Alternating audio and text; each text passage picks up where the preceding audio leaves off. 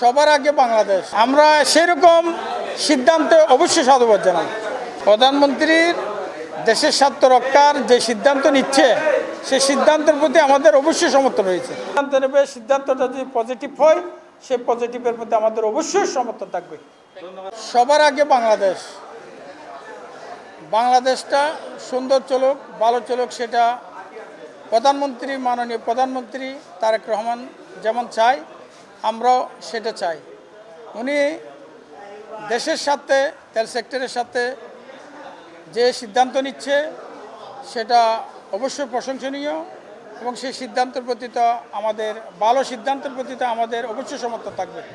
না, এখন যেটা আমরা প্রচার হয়েছে, যদি জ্বালানি মন্ত্রণালয়, বিপিসি আমাদের প্রতিষ্ঠানগুলোর স্বার্থ রক্ষা করে এই সিদ্ধান্ত নেওয়া, যে সিদ্ধান্ত নেওয়া হচ্ছে আমাদের স্বার্থ রক্ষা করে, দেশের স্বার্থ রক্ষা করে যে সিদ্ধান্ত নেওয়া হচ্ছে প্রধানমন্ত্রীর পক্ষ থেকে, সেই সিদ্ধান্ত অবশ্যই প্রশংসনীয় এবং আমি মনে করি এই সিদ্ধান্ত দ্বারা আমাদের জ্বালানি সেক্টর ক্ষতিগ্রস্ত হবে না, দেশের জনগণও ক্ষতিগ্রস্ত হবে না। যদি এমন সিদ্ধান্ত নিতে হবে যাতে এই দেশের জনগণ